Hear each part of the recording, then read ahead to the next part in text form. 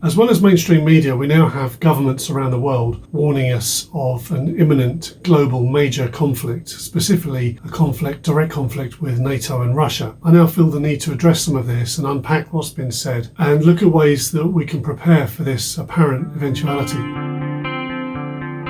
Hi, this is Everyday Prepper. Welcome to the channel. So, there's been a lot going on over the last week or so with regard to escalation from current conflicts.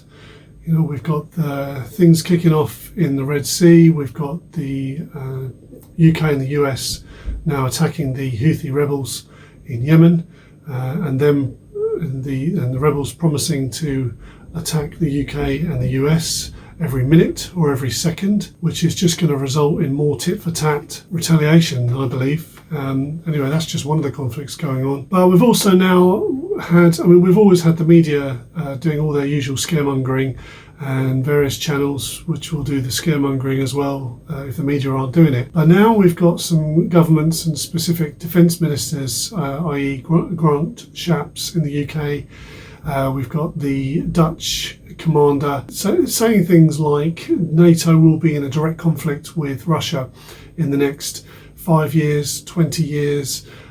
So there was even an ex-NATO commander in the US that said that it'll be within the next year, possibly by summer even this year, some have said. So something's happening, something's definitely, the rhetoric's definitely getting more serious. So I wanted to explore what that could actually mean. So, they're talking about it as if it's an eventuality that Russia will be in a direct conflict with NATO. Now, but we've got to put this into context. Bear in mind, there are two major elections coming up. We've got the US election, I believe is in November this year, and then this year the UK election, although there hasn't been a date set as far as I know. I probably should know. I don't think there has been, but if it is, it's got to happen before the end of this year, probably about November again. They'll string it out to the last minute because old Rishi will want to make as much money as he can. However, we have Grant Shapps saying that, the defence minister saying that we're going to be engaging in a major conflict soon between NATO and Russia, and this is going to affect, or British people should be mentally prepared for this. But they don't give any idea of how we're supposed to achieve that, and they don't give any idea of what we're supposed to be doing to prepare for it. Same with overseas. We've had various governments around the world, saying that their civilians need to be prepared, and they're prepared to mobilise as well in these wars. Well, that to me means that they want us to conscript, or actually join the forces, or something like that, or actually fight. Well, we haven't been issued with weapons. We haven't been issued with military supplies. So it's hard to know what to make of it, really. One thing I do know is that they want to secure more funding for the military because of the worry of NATO basically kicking countries out for not paying their way, as started off by Trump. And of course, we've got Trump being the favourite to win in the elections in the US currently. I believe he is, and if he gets in, there's a worry that he might literally not defend various countries, especially Europe, if they're not paying their way. Now, I've seen that reported, the specific words stating that the UK will be alone if we're attacked by Russia. So, of course, our defence ministry are going to want more funds. Now, that's not up to me. I can chuck a few quid their way, but that's about it. So I don't really know kind of why they're scaring the public with all of this. It's like the public have got anything to do with it. It all comes out of the government coffers. Maybe they're priming us for tax rises. Maybe they're priming us for interest rate rises, that kind of stuff. I don't know. But it's certainly caught my attention now. And, in previous videos, I have talked about why I don't believe that we would end up in a global conflict, or certainly why it wouldn't go nuclear. But now we've had, literally over the last week, almost daily, big military leaders and government officials in the UK and abroad saying that we are going to go into a conflict with Russia. So I wanted to have a look at what that looks like. Now, I'm not a historian, I'm not a military person, I don't have a military background. I wish I did, but I do have experience in living day-to-day life, and I want to know how that's going to change if we had a major conflict. Now, as far as the nuke thing's concerned, there'll be certain outlets and channels that will say that everything's going to go nuclear. Well, if that's the case, then we might as well just be sitting back in our chairs and just wait for the bombs to drop. There's not a lot we're going to be able to do about that, and I've covered that before. However, what I have done is a bit of research on how likely it will be that World War III will turn nuclear, and it seems there is massive resistance against this, and there is a apparently very high threshold for nuclear weapons to be deployed in the event of a major conflict. So you could still, in theory, have major nuclear powers going to war with each other, but not necessarily deploying nuclear weapons, and which confused me really, because the whole idea I thought of nuclear weapons was that they're a deterrent. Initially, just after the World War II, when the US had the majority of the nuclear weapons, other states and countries were trying to develop them. At that time, that was a great deterrent for any other country thinking that they were going to attack the US, because the US had form. They are the first and only country to ever drop a nuclear bomb on another country. So it was a pretty good deterrent. Now, since then, Russia's now got more nukes than America. You've got China, Pakistan, India, all these nuclear states, North Korea. So what's it a deterrent against? And I was trying to explore this. Please add your comments below, because I'd like to know what your thoughts are on this. I'm really confused as to what deterrent, apparently the deterrent now is to stop other nuclear states sending a nuke over to another nuclear state. Well, so there's kind of a stalemate really. So if you didn't have nukes in the first place, it wouldn't make any difference. If you're still going to be able to war with each other with conventional weapons, then what point what's the point of having nuclear weapons if it's not going to deter Russia from attacking the US or the US from attacking Russia? Well, what's the point? I really don't get it. It's too complicated for my mind to comprehend. But anyway, from a prepping point of view, I wanted to have a look at what we can do to live our lives as normal as we can, rather than sitting there, as I said, waiting for the bombs to drop, because you can't live your life like that. So I wanted to look at, I'm keeping my eye on this, and I wanted to look at how the rhetoric could really escalate. First of all, you'd want to have a look at things like our embassy staff in Russia and other threatening nations. Are they being told to get back to the UK, get back to the US? Are citizens being told to leave and not travel there? I did come across this travel advice from the UK, and it says nobody should go to Russia and anyone in Russia should get out immediately. Well, the last update was on the 15th of January, and I don't know whether that was updated then or whether it was there before. I can't find, if anyone who's watching this can find some historical updates, then I'd appreciate if you could share that, because I can't seem to find it. But it would be useful to know when that was actually updated. It may have just been when the Ukraine war started, because they do cite the Ukraine war as part of their reasoning behind it. So as part of doing my research, I wanted to get a bit of a list really of what indicators there might be that war is imminent, especially a major conflict, maybe even a global conflict. And so one of the things on the list would have been government alerts and announcements. Well, again, we've had media and various reports in the tabloids coming out saying that we're at war, and they've been doing that all along. As far as I can see, that we're going to be going into a war with Russia. I saw another article from about 10 months ago.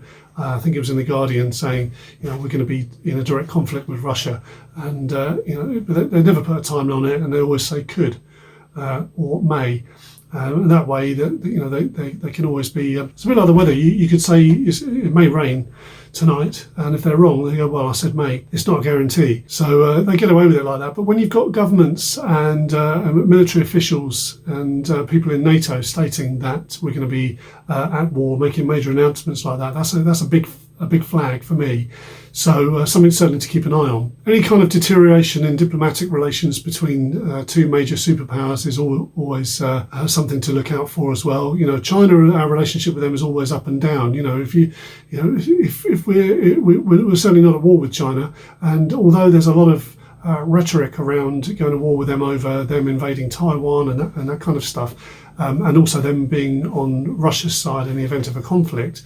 If you go on Amazon, pretty much 80-90% of the stuff that's on Amazon is all junk from China.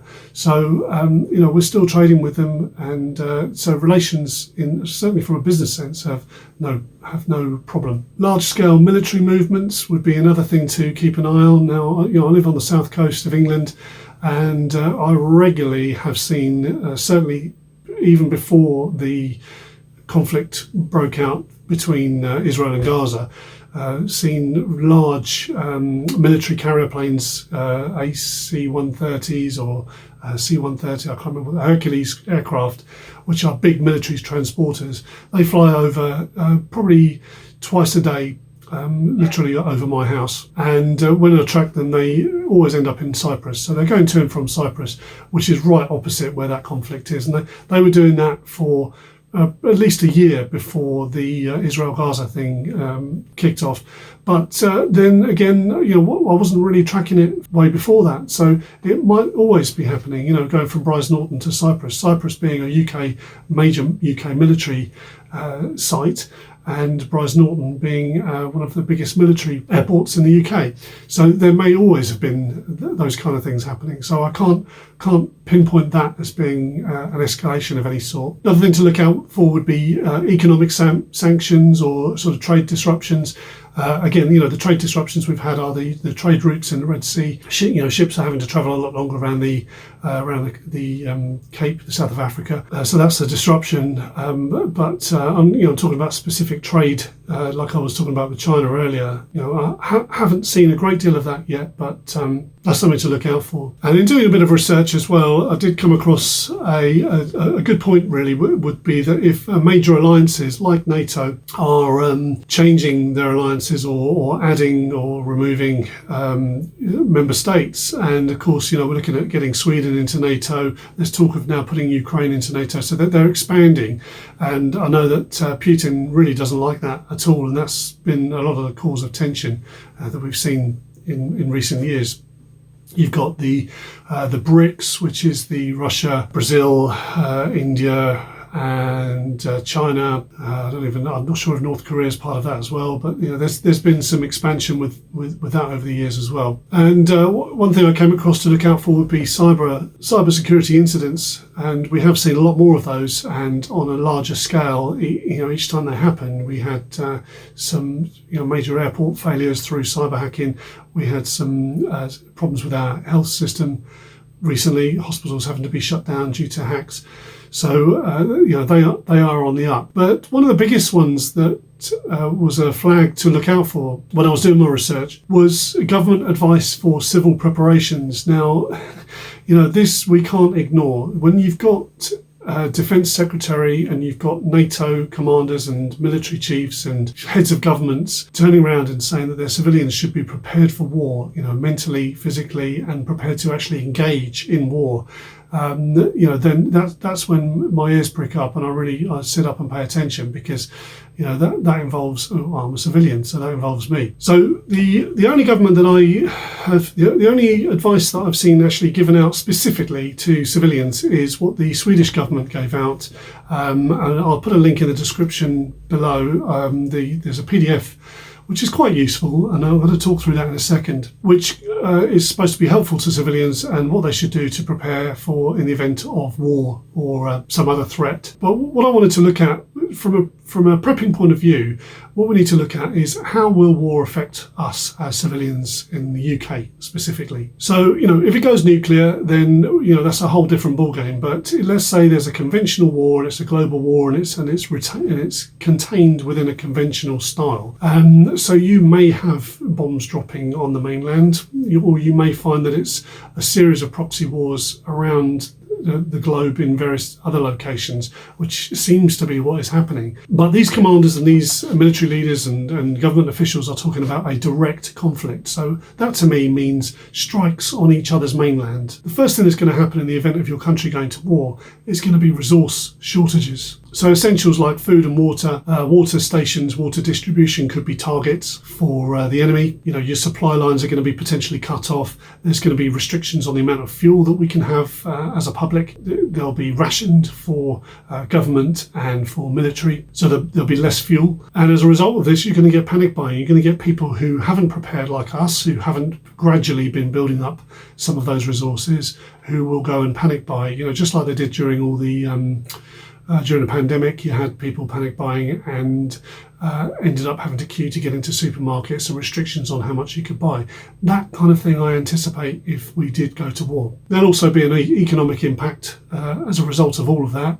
But the economy's pretty much gone to pot at the moment anyway. So financial instability is not really a major threat to me, because we're experiencing that pretty much daily. And then depending on how close we are to our enemy, whether they can actually get some bombs on the mainland, then we could have some infrastructure damage. Like I said, water stations, electric grid, power stations, substations, all of those will be targets. Military installations, ports. I live near a port. Not ideal. So, all of that could affect comms, it could affect your power.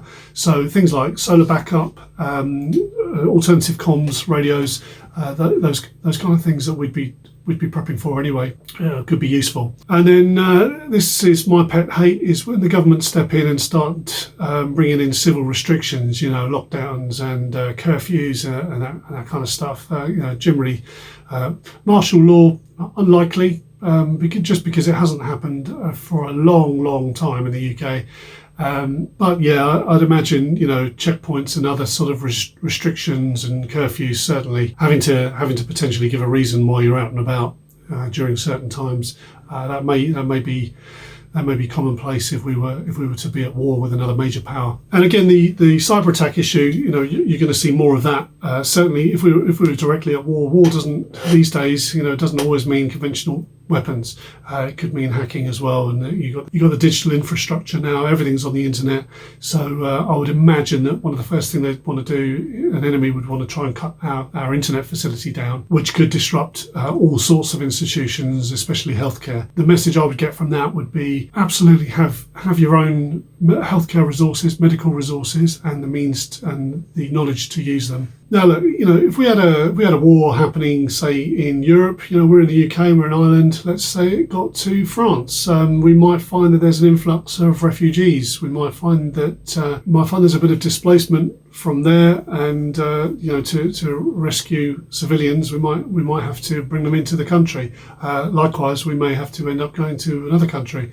There's always that possibility of evacuation. So some kind of go bag or bug out bag might be helpful. Ideally, I'd always bug in, but again, living near a port, my city or town could be a target and may need to evacuate. So with that, with healthcare being at risk of being attacked, you've got the same with education. Schools are likely to be closed. It's going to be a disruption to education as well. So if you've got kids, make sure you've got some resources at home to do a bit of homeschooling. There's nothing wrong with that. And wars, I'd imagine, very, very stressful. I've lived through the Gulf War, and I used to watch that. I used to watch the events unfold on a black and white TV in my kitchen.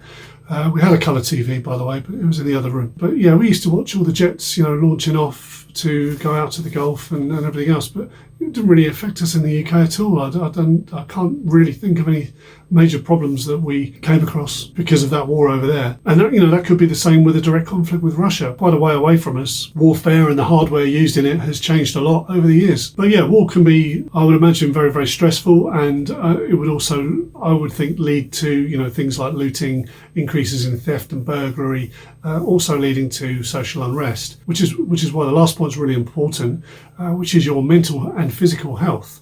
And the best time to do that is when there's not a major conflict on your doorstep. Make sure you're in at least as best you can, peak physical shape and mentally strong enough to cope, with real hardship and the strain and worry that conflict would bring. And in my previous video, I did recommend, or one of my previous videos, I did recommend the Survival Medicine Handbook, and it talks in there about how hard things can really get, and I think that would be my number one recommendation for how to help prepare yourself mentally. So I wanted to look at what the Swedish government have talked about that the citizens of their country need to do to prepare for war. So let's go through this now. So if crisis or war comes, so this is the document, and it's pretty good. It's not bad, it covers quite comprehensive, covers emergency preparedness, which is what we're all about. Talks about the actual defences that Sweden has and what to do in the event of attacks, how the emergency system works, what to do if your everyday life was turned upside down. It covers terror attacks, covers false information, that great word, misinformation. And it covers home preparedness advice as well. And this is what I just wanted to briefly touch on. So it talks about all the essentials. You've got the food, your water, your warmth. I suppose that goes down as shelter, and comms, communications. So all of that's really good advice. What I did notice was that under food, if we were having a major conflict, direct conflict with Russia, the last thing I would be really concerned about would be my prepared blueberry and rosehip soup and my fruit puree. I find it funny that they've got into absolute recipes almost on there. You need to look at calorific intake. You need to look at getting a balanced diet, obviously, fruits, vegetables, meats, get your protein in, but a government giving out specific almost recipes is a bit, just made me laugh. And with all of that, you've got plastic bottles to freeze the water, have some jerry cans, have your candles and, your outdoor clothing and your alternative heat sources. All of those things, really great advice. And one thing I don't see in there is mention of a gas mask. So that's kind of good, really. But you also don't see a mention of gaffer tape. That's an essential. But yeah, it's all pretty good stuff on there, but really, really basic. Even under their communications section, you've got, have a radio powered by batteries, solar cells, or wind-up radio, car radio, etc., etc. But they say, in the event of a serious incident, you need to be able to receive important information. What about communicating with your family? So, like it even says there, remain in contact with relatives and friends. Your mobile phones necessarily may not always work, and so just a basic walkie-talkie system, 2 to 4, a set of 2 or a set of 4 paired walkie-talkies are, I would have thought, essential in that kind of scenario. They're not expensive, so there's no real excuse not to have them. And these days they charge up on USB with an integrated battery. So that's their list of preparedness items. One thing I did find interesting was the little note on there that says, if Sweden is attacked by another country, we will never give up. All information to the effect that resistance is to cease is false. Just touching on misinformation earlier, I found that quite interesting. That's the kind of language that was used during World War II. Loose lips, sink ships, they used to say. So I find that quite interesting and pretty serious as well. So they also talk about heightened state of alert. The government can decide to put the country on a heightened state of alert. Well, we had recently, I saw a report about, I think it was the chief of police or police commissioner said in the UK, said that we've never been at the highest state of terror alert because of what's happening abroad with the Houthis and in Yemen and Hamas, etc. I've checked, and I check every day pretty much. The terror threat is still substantial. It hasn't been increased to severe or critical, which are the 2 next highest, and critical is the highest. So we're still midway, and it's still not been increased. And if they're that worried, they would increase it, surely, unless they're waiting for an attack before they increase it. Very, very strange. So you'll get all this stuff reported in the media, which I'm assuming to be true. Otherwise, I certainly haven't seen any redactions. And if they're quoting the commissioner as saying that we're on an even higher state of terror alert, well then increase the state of terror alert, which they haven't. So again, situational awareness. You'd have that as a prepper. Be aware of your surroundings. Be aware if you're in a crowd. just look at what traffic is around you, exits and entrances when you're in a restaurant or pub or anything like that. These are common sense things that you would or should be doing as a prepper anyway. So look, I've covered it. I didn't want to go into too much detail. You've probably seen it all on the news anyway. What I also didn't want to do is poo-poo the whole thing and just say, and sit back and just say, this is never going to happen. When you've got governments and you've got defence ministers and NATO commanders telling you that something's going to happen, not just the media and not just one particular channel on YouTube that's been saying it for 5 years. When you've actually got people in those positions stating specifics, then ideally I would have wanted to see our government issue something to the effect of here's what you need to be doing. But of course we've got an election coming up. The last thing they want to do is scare us too much. They like to scare us because when you're scared as a population and you're fearful, what do? Well, you buy stuff, a bit of retail therapy. You take comfort food. You drink more. You smoke more. It's all revenue for the government. They love it.